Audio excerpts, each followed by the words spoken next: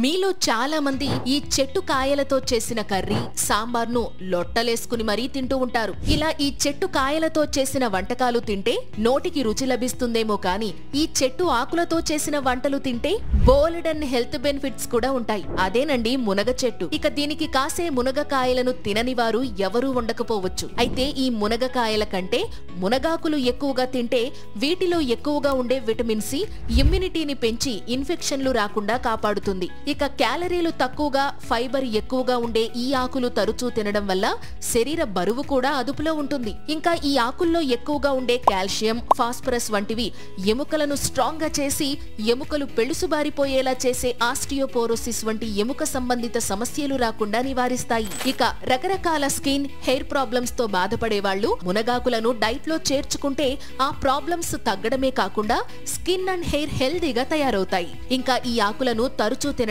వల్ల జీర్ణ సమస్యల నుంచి ఉపశమనం కూడా లభించే అవకాశం ఉంటుంది. ఇక దీర్ఘకాలిక మలబద్ధకంతో బాధపడే వాళ్ళు వీటిని తింటే ఆ సమస్య నుంచి ఈజీగా బయటపడొచ్చు. అలాగే డయాబెటిస్ తో బాధపడే వాళ్ళు మునగాకులను డైట్ లో చేర్చుకుంటే షుగర్ లెవెల్స్ కంట్రోల్లో ఉంటాయి. అంతేకాకుండా ఈ మునగాకుల్లో ఉండే నియాజిమిసిన్ అనే సమ్మేళనం క్యాన్సర్ కణాల పెరుగుదలను నిరోధించడంలో కూడా సహాయపడుతుంది. మరి ఇన్ని హెల్త్ బెనిఫిట్స్ ఉన్న ఆకులను తినాలంటే ఎలా వండుకోవాలో కూడా తెలిస్తే బాగుంటుందని అనుకుంటున్నారా? ఏం లేదండి, మీరు ఆకుకూర పప్పు ఎలా చేసుకుంటున్నారో అలాగే వీటితో కూడా పప్పు, ఫ్రై లాంటివి చేసుకుని తినొచ్చు.